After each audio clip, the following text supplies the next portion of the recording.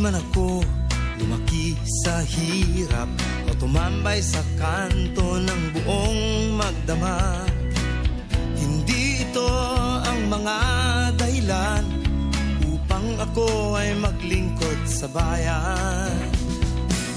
Di ko man naranasan ang kahirapan, ang gutom at palaboy sa lansangan. Hindi ito ang mga dahilan upang ako ay maglingkod sa ating bayan. Kulang man sa hugot ang aking buhay, ngunit ang hangarin ko ay tunay.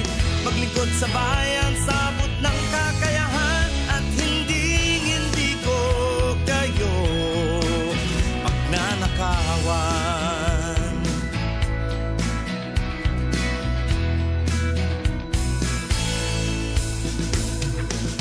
Di man ako yung pasiga-siga at di ganon katapang ang pananalita, pagkat ako ay may paggalang sa karapatan ng aking kapwa.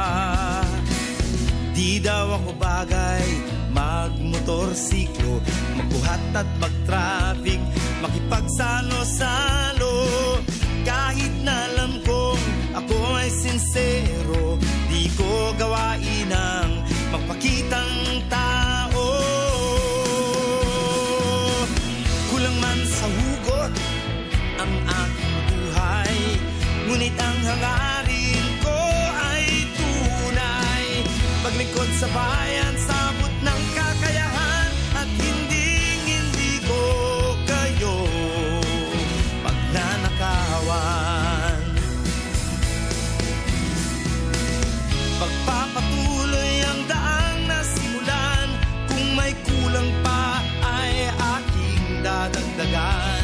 Pag-iibayuhin at palalawakin ang mga baluktot ay ating tutuwirin.